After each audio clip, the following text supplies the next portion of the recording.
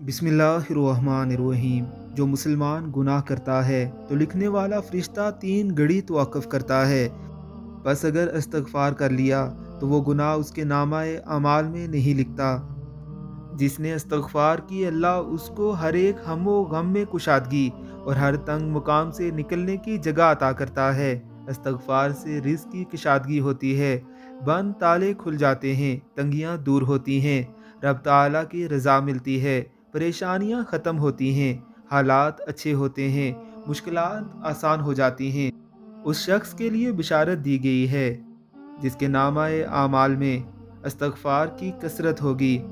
इस्तग़फ़ार से नस्लें खुशहाल और बामुराद होती हैं, रिश्ते, सेहत, रिज़्क़ और मुश्किलात आसान होती हैं। औलाद नहीं है तो इस्तग़फ़ार की कसरत की हदायत दी गई है। ज़मीन की पैदावार कम हो तो इस्तग़फ़ार करें, तंगदस्ती है तो इस्तग़फ़ार करें, गुनाह आसमान तक भी पहुँच जाएं तो मग़फ़िरत तलब करने पर माफ़ी मिल जाती है।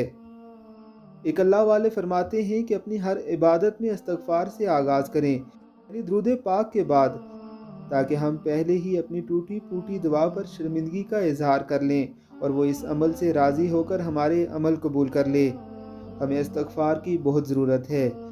जब आप अलैहिस्सलातु वस्सलाम की ज़ात अक़दस रोज़ इस्तग़फ़ार की कसरत फरमाते तो हमें तो इसमें कोताही नहीं करनी चाहिए। अल्लाह हम सबको तौफ़ीक़ अता फ़रमाए। आमीन सुम्मा आमीन।